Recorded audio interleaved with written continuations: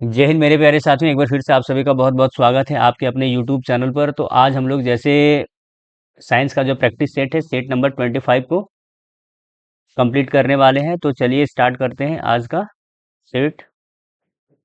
तो पहला क्वेश्चन है, लोहे में जंग लगना किस प्रकार का अभिक्रिया है? तो लोहे में जब जंग लगता है ये होता है, ये रेडॉक्स अभिक्रिया कहलाता है। लोहे में जंग लगने का जो सूत्र होता है वो Fe2O3 मल्टीप्लाई एक्स HO2। ये लोहे में जंग लगने की प्रक्रिया है। जब लोहे में जंग लगता है, ये प्रक्रिया रासायनिक प्रक्रिया होता है और लोहे में जंग लगने से जो इसका वजन है वो बढ़ जाता है। लोहे में जंग लगने से बचाने के लिए इसमें जस्ता जिंक का लेपन करते हैं, जिसे गैल्वेनोकरण कहा जाता है। बढ़ते हैं अगले सवाल की ओर। अगला सवाल है, कमरे के तापमान 25 डिग्री सेल्सियस पर तरल अवस्था में पाए जाने वाला मौजूद अधातु। देखिए अधातु पूछा है, अगर धातु पूछता तो धातु तो पारा होता है, और पारा जो है ये एकमात्र ऐसा धातु है जो द्रव अवस्था में पाया जाता है। तो अधातु पूछा है तो अधातु ब्रोमियम है। ब्रोमियम की बात करें तो ब्रोमियम इस 17 ग्रुप या इसे हैलोजन ग्रुप भी कहा जाता है। और सबसे हल्का धातु की बात करें तो ये जो लिथियम है, लिथियम सबसे हल्का धातु होता है। चलिए बढ़ते हैं अगले क्वेश्चन की ओर। अगला सवाल है, एक कांच की छड़ को रेशम कपड़े से रगड़ने पर दोनों को प्राप्त होता है। तो रेशम के कपड़े की बात करें, जब कोई एक छड़ है, अगर छड़ को रेशम के कपड़े से रगड़ते हैं तो क्या होता है, वो चार्ज निकलता है। तो चार्ज यहाँ पे देखिए, छड़ में जो रहेगा वो प्लस चार्ज रहेगा और रेशम के कपड़े में माइनस चार्ज निकलता है ना। तो ऑप्शन इसका सी सही हो जाएगा। अब यहाँ देखिए, जो आवेश आवेश का जो मात्रक होता है, चार्ज को आवेश आवेश जिसे हम लोग कूलम में मापते हैं। आवेश का यूनिट कूलम होता है। बढ़ते हैं अगले सवाल की ओर। अगला सवाल है, प्रकाश संश्लेषण में पेड़ पौधे गैस का उपयोग करते हैं। तो जब प्रकाश संश्लेषण होता है तो पौधे कार्बन डाइऑक्साइड का यूज करते हैं और क्या, ग्लूकोज बनाते हैं। सनलाइट एक, ये देखिए पत्ती होती है, पत्ती में क्या पाया जाता है, तो क्लोरोफिल पाया जाता है। और क्लोरोफिल और सनलाइट, क्लोरोफिल, सनलाइट और साथ में क्या चाहिए, तो कार्बन डाइऑक्साइड चाहिए। ये तीनों मिलकर के ही क्या करते हैं, प्रकाश संश्लेषण से, और उत्पाद के रूप में क्या बनाते हैं, तो ग्लूकोज बनाते हैं। ग्लूकोज बनाते हैं और जो वेस्ट बनता है वो ऑक्सीजन बनता है। और ऑक्सीजन जो होता है वो पत्ती में छोटे छोटे से छिद्र होते हैं, जिसे हम लोग रंध्र के नाम से जानते हैं। तो रंध्र से ही क्या होता है, ये ऑक्सीजन बाहर आता है। तो इसका सही जवाब हो जाएगा कार्बन डाइऑक्साइड। नाइट्रोजन की बात करें तो हमारे वातावरण में सबसे अधिक मात्रा में पाए जाने वाला गैस नाइट्रोजन है, सॉरी कार्बन डाइऑक्साइड है। नाइट्रोजन जो कि 78% पाया जाता है, और ऑक्सीजन की बात करें तो 22% पाया जाता है। कार्बन डाइऑक्साइड की बात करें तो कार्बन डाइऑक्साइड है वो वातावरण में 0.003% है, 0.03%। बढ़ते हैं अगले सवाल की ओर। अगला सवाल है, एक समतल दर्पण दर्पण का फोकस दूरी ज्ञात करें। तो दर्पण का जो फोकस दूरी होता है समतल दर्पण का, वो फोकस दूरी अनंत होता है। समतल दर्पण द्वारा जो बना प्रतिबिंब होता है वो आभासी होता है। आभासी के साथ साथ क्या होगा, सीधा होगा, और सीधा के साथ वास्तविक बनेगा। ये समतल दर्पण द्वारा बना प्रतिबिंब है। अगर मान लीजिए कि ये समतल दर्पण है, अगर समतल दर्पण में कोई व्यक्ति अगर भी वेग से जा रहा है, तो ये समतल दर्पण में टू भी वेग से आता हुआ प्रतीत होगा। अगर समतल दर्पण में कोई भी, अगर मान लीजिए कि यहाँ पे कोई लड़का है, अगर इसको पूरा तस्वीर अगर समतल दर्पण में देखना है, तो लड़का का ऊंचाई जितना है उसका आधा ऊंचाई दर्पण का रहना चाहिए। मान लेते हैं कि अगर लड़का का ऊंचाई 6 फीट है, तो पूरा इसका प्रतिबिंब देखने के लिए समतल दर्पण की जो लंबाई वो 3 फीट होना चाहिए। बढ़ते हैं अगले सवाल की ओर। अगला सवाल है, एक इंफ्रासाउंड माइक्रोफोन विमान के वेग, वॉर्टेक्स स्पष्ट वायु की अशांत, बवंडर और भूकंपीय घटनाओं का दूरस्थ पता लगाने में सक्षम बनाता है जो निम्नलिखित आवृत्ति से नीचे आता है। अब देखिए यहाँ पे अगर आवृत्ति साउंड की बात करें तो तीन तरह का साउंड होता है। एक होता है पारासर, एक होता है, सॉरी, एक है, सबसे पहले इसको याद रखिए कर्म से, सबसे पहले रखेंगे अपसर्व, अपसर्व तरंगे, सर्व तरंगे और पारा सर्व तरंगे। अपसर्व तरंगे की बात करें तो 20 हर्ट्ज से जो कम रहते हैं, 20 हर्ट्ज से जो कम की तरंगे हैं उसे बोलते हैं पारा अपसर्व तरंगे, और 20 से 20,000 हर्ट्ज तक की जो तरंगे वो सर्व तरंगे, और 20,000 से जो ऊपर की तरंगे हैं वो पारासर्व तरंगे कहलाता है। और मनुष्य जो है वो अपसर्व और पारासर्व दोनों तरंगे नहीं सुन सकता है। मनुष्य जो होता है वो सर्व तरंगे सुनते हैं 20 से 20,000 हर्ट्ज तक के। और बोल रहा है कि विमान में जो यूज किया जाता है और भूकंप वगैरह को पता करने के लिए तो हम लोग अपसर्व तरंगे का यूज किया जाता है, जो कि ऑप्शन नंबर डी सही है। पारासर्व तरंगे की बात करें तो चमगादड़, चमगादड़ या फिर ये तरंगे, कुत्ता वगैरह, ये सब सुन सकते हैं ना, पारासर्व तरंगे 20,000 से हर्ट्ज से ऊपर की। तो बढ़ते हैं अगले सवाल की ओर।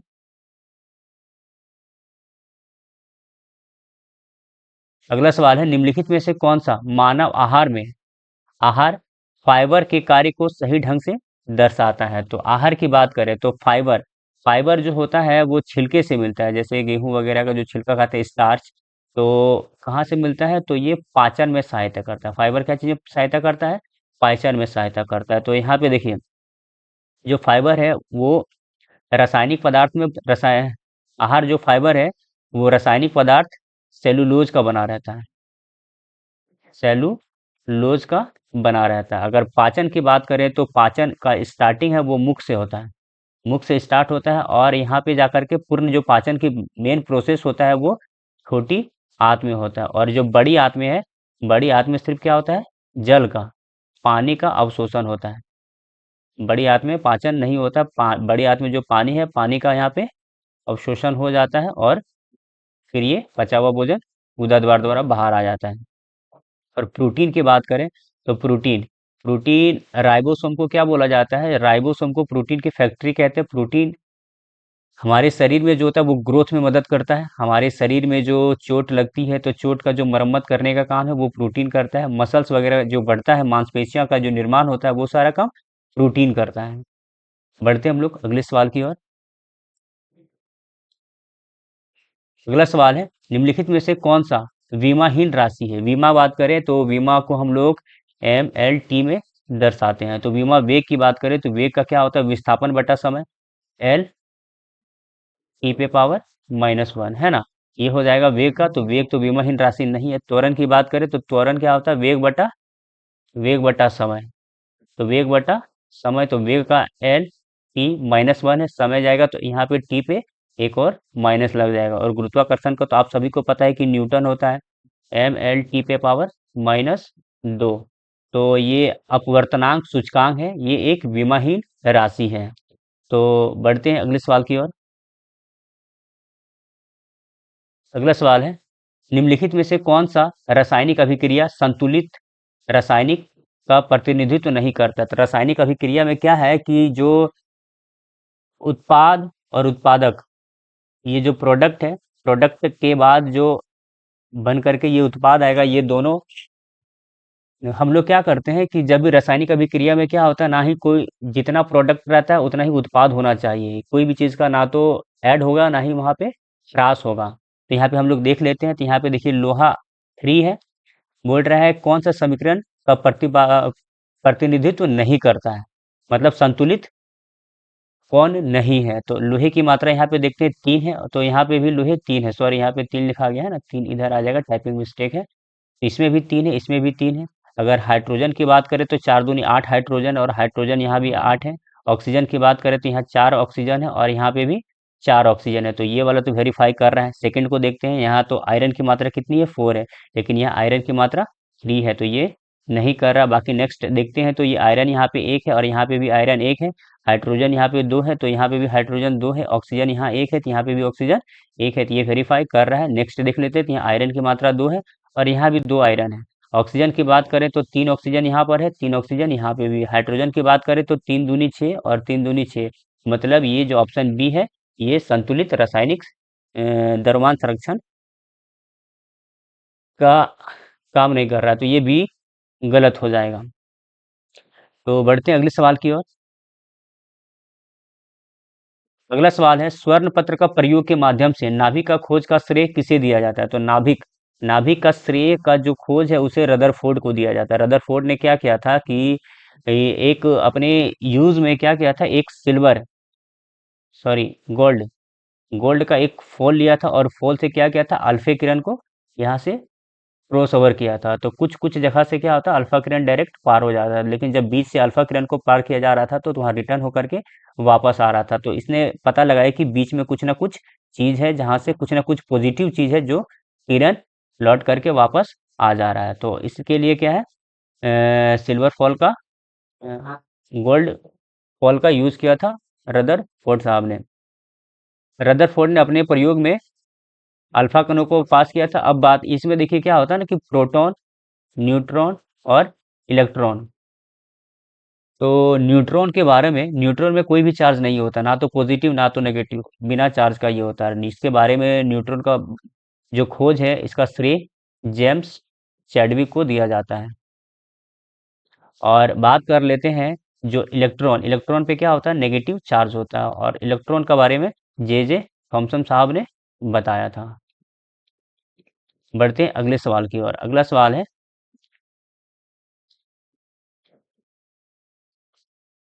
आवर्ती बीज पौधे में निम्न में से कौन सा भाग मुख्य रूप से यौन प्रजनन के लिए जिम्मेदार है? तो आवर्ती बीज उसको बोलते हैं जिसमें बीज होता है ना। तो क्या होता है कि आवर्ती बीज में जो होता है वो जनन के लिए जो मुख्य कार्य है वो फूल में होता है। फूल में क्या होता है कि जो नर जनन अंग और मादा जनन अंग दोनों मौजूद होते हैं। जो फूल में नर जनन अंग को हम लोग क्या बोलते हैं, तो उसे हम लोग पुंकेसर,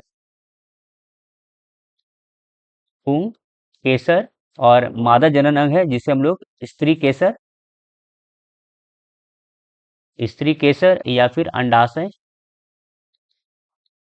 ये दोनों फूल में ही रहते हैं। तो जनन के लिए फूल जिम्मेदार है, तो ऑप्शन सी इसका राइट आंसर हो जाएगा। बढ़ते हैं अगले सवाल की ओर।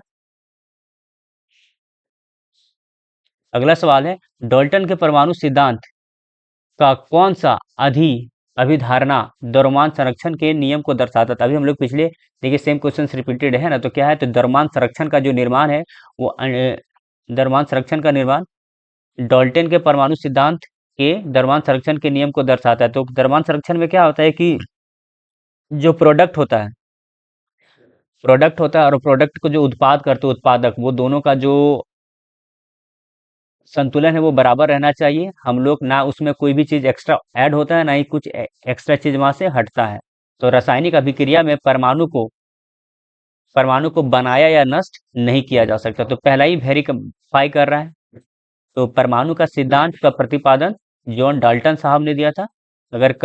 अगर परमाणु का जो पहला प्रतिपादन का सिद्धांत की बात करें तो जॉन डाल्टन, लेकिन अगर यहाँ पे लिखा हुआ रहता कि द्रव्यमान संरक्षण का सिद्धांत किसने दिया था, तो एंटोनियो लेवेजियर हो जाएंगे, है ना। तो बढ़ते हैं अगले सवाल की ओर।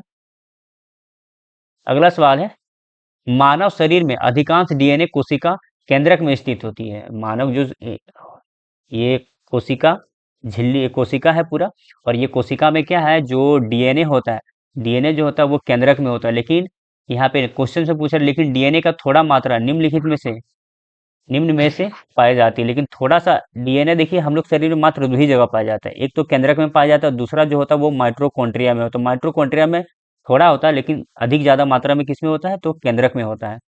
तो सेकंड नंबर में कौन हो जाएगा, माइटोकॉन्ड्रिया। माइटोकॉन्ड्रिया की बात करें तो माइटोकॉन्ड्रिया को पावर हाउस के नाम से जाना जाता है। माइटोकॉन्ड्रिया में जो होता है वो अपना एनर्जी वो एटीपी के रूप में बनाता है। तो माइटोकॉन्ड्रिया, और यहाँ पे लाइसोसोम की बात करें तो लाइसोसोम को आत्मघाती थैली कहा जाते हैं। राइबोसोम जो होता है, राइबोसोम को प्रोटीन फैक्ट्री कहा जाता है। कोशिका झिल्ली की बात करें तो कोशिका की ये जो बाहरी आवरण है, इसको हम लोग क्या बोलते हैं? कोशिका झिल्ली बोलते हैं। और यहाँ पे जो लिक्विड रहता है, इसको कोशिका द्रव के नाम से जाना जाता है। लेकिन ये मनुष्य की जो कोशिका, उसमें अगर बात करें प्लांट की कोशिका, पौधे की कोशिका, तो इसके ऊपर में, कोशिका झिल्ली के ऊपर में एक और आवरण रहता है जिसको हम लोग सेल वॉल, कोशिका भित्ति के नाम से जानते हैं। तो बढ़ते हैं अगले सवाल की ओर।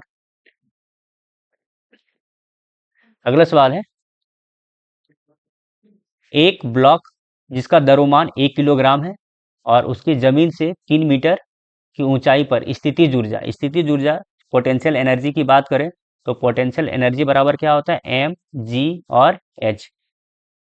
अगर यहाँ पे देखिए, अगर ये पॉइंट में आंसर दिया हुआ है तो इसका मतलब जो जी का मान है वो 9.8 लिया गया। अगर जी का मान अगर पूर्ण रूप से दिया हुआ है तो ये 10 लिया गया। अगर पॉइंट नहीं दिख रहा है तो आप 10 मान करके बना सकते हैं, पॉइंट दिख रहा है तो 9.8 मान के बनाएंगे। तो मास की बात करें तो जो द्रव्यमान है वो 1 दिया हुआ है, जी का मान कितना ले लेते हैं? 9.8। और एच की बात करें तो एच कितना है? 3। जब इसको मल्टीप्लाई करते हैं, सॉल्व करते हैं तो 8 तिया 24 का 4, हाथ में 2, 9 तिया 27 और 2 29 और 1 पॉइंट 29.4। ये ऊर्जा, ऊर्जा को क्या चीज़ में मेजरमेंट किया जाता है? तो जूल में किया जाता है। तो option A is the right answer. अब यहाँ पे देखते हैं, एक होता है, ये हो गया मेरा पोटेंशियल एनर्जी, और एक होता है काइनेटिक एनर्जी, गतिज ऊर्जा। गतिज ऊर्जा को हम लोग हाफ एम वी स्क्वायर में मेजरमेंट करते हैं। ऊर्जा को जो एसआई मात्रक होता है वो जूल होता है। जैसे जैसे यहाँ पे देखिए, स्थितिज ऊर्जा में क्या होता है ना कि जैसे जैसे हम लोग हाइट बढ़ाएंगे, हाइट बढ़ेगा, वैसे वैसे क्या होगा? पोटेंशियल एनर्जी भी घटेगा। अगर हाइट को क्या करते हैं? कम करते हैं, तो पोटेंशियल एनर्जी भी क्या होता है? कम हो जाता है। बढ़ते हैं अगले सवाल की ओर। अगला सवाल है, यदि हवा का तापमान बढ़ाते हैं तो ध्वनि की गति और प्रतिध्वनि सुनने की न्यूनतम दूरी पर क्या प्रभाव पड़ता है? अगर हवा का जैसे ही तापमान बढ़ेगा तो ध्वनि की जो गति है ये भी साथ में बढ़ेगा, और प्रतिध्वनि सुनने की जो न्यूनतम गति है ये भी बढ़ जाएगी। तापमान बढ़ने से ध्वनि का जो गति है उसमें भी, वो भी मतलब इंक्रीज हो जाएगा, और प्रतिध्वनि जो है वो भी इंक्रीज हो जाएगा। तो ये दोनों ही बढ़ेगा। तो इसमें देखते हैं, गति घटते ही न्यूनतम दूरी बढ़ जाएगी, गलत हो जाएगा। गति तो बढ़ेगी, न्यूनतम दूरी घटेगी नहीं, ये भी बढ़ेगा। तो गति बढ़ती है और न्यूनतम दूरी भी बढ़ती है। तो ऑप्शन सी क्या हो जाएगा? सही आंसर हो जाएगा। अब यहाँ देखिए, एक होता है कि जब श्रोता और एक होता है जैसे श्रोता, सुनने के लिए जो होता है कि श्रोता और प्रति श्रोता, ये दोनों के जो बीच की दूरी है लगभग कितना होना चाहिए? 7.2 मीटर होना चाहिए। और जैसे ही अगर हवा में जैसे ये तापमान बढ़ रहा है, तापमान की जगह पे क्या हो जाए कि शुष्क बढ़े, क्या बढ़ जाए कि अगर मान लीजिए कोहरा वगैरह बढ़ रहा है तो ध्वनि की जो गति है वो क्या हो जाएगा? कम हो जाएगा। बढ़ते हैं अगले सवाल की ओर। अगला सवाल है, धातु कर्म में कौन सा विधि विशेष रूप से कार्बोनेट अयस्क को गर्म करके धातु ऑक्साइड का निर्माण का वर्णन करते हैं? तो धातु कर्म में कार्बोनेट अयस्क में कार्बोनेशंस का कार्बोनेशंस वर्णन का करते हैं। तो option C is the right answer. और बात करें धातु में से, अगर धातु की बात करें तो धातु एकमात्र ऐसा धातु है पारा, जो क्या चीज में पाया जाता है? द्रव अवस्था में पाया जाता है। पारा को मेजरमेंट किस में किया जाता है? तो वो सीने बार में किया जाता है। बढ़ते हैं अगले सवाल की ओर। अगला सवाल है, निम्नलिखित में से कौन सा अनुदैर्ध्य तरंगे का उदाहरण है? देखिए, तरंगे दो प्रकार के होते हैं, एक होते हैं अनुदैर्ध्य तरंगे और एक होते हैं अनुप्रस्थ तरंगे।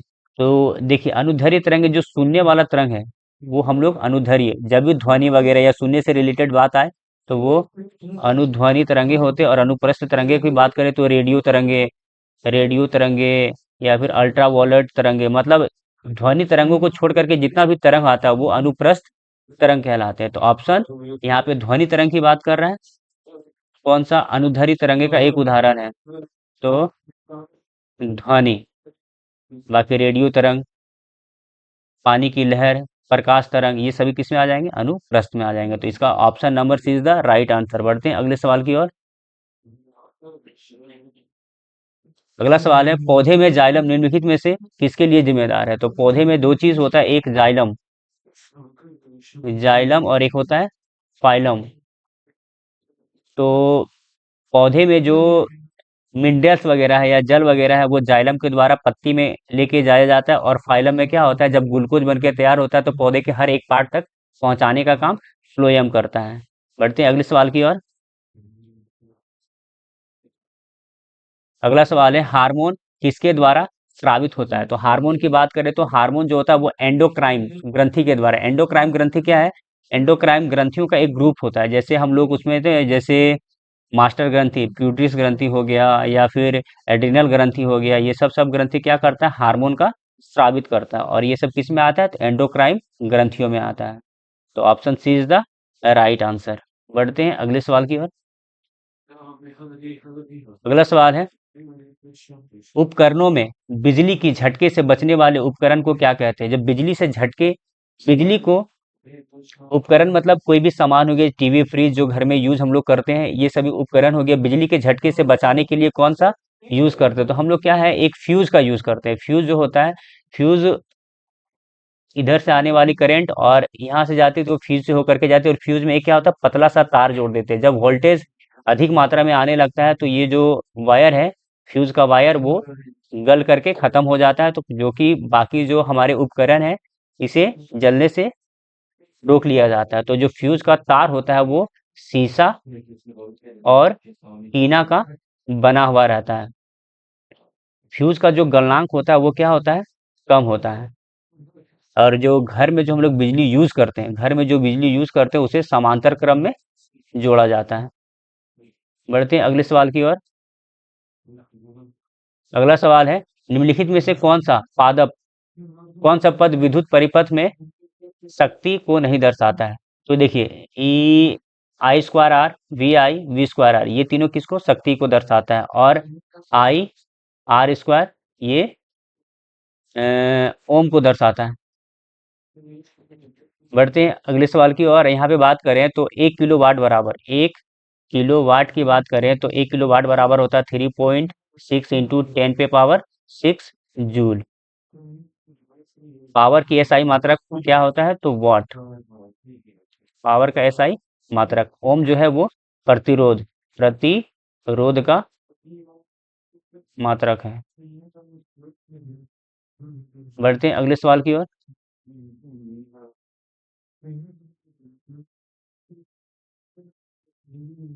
अगला सवाल है कि यदि एक कार 20 किलोमीटर प्रति घंटा की चाल से चल रही है तो वह 4 घंटे में कितनी दूरी तय करेगी। तो दूरी, डिस्टेंस बराबर फॉर्मूला था स्पीड इनटू टाइम। तो डिस्टेंस पूछा गया है, स्पीड कितना दिया हुआ है 20 किलोमीटर, और टाइम की बात करें तो 4 हो जाएगा, 80 kilometre total distance. Option B. बहुत ही आसान सवाल था। पढ़ते हैं अगले सवाल की ओर। तो अगला सवाल है कि तापमान में वृद्धि पर पृष्ठ तनाव क्या होता है। जैसे तापमान बढ़ेगा तो क्या होगा, पृष्ठ तनाव क्या होता है, घट जाता है। और तापमान जैसे कम होगा तो पृष्ठ तनाव के कारण क्या हो जाएगा, पृष्ठ, तो वृद्धि क्या होगा, बढ़ती है। जैसे अगर बढ़ता है तो पृष्ठ तनाव बढ़ेगा, घटेगा। पृष्ठ तनाव के कारण ही क्या होता है, जो वर्षा की बूंदे गोल होती है वो पृष्ठ तनाव के कारण ही होती है। तो आज इतना ही क्वेश्चन। मिलते हैं नेक्स्ट वीडियो में।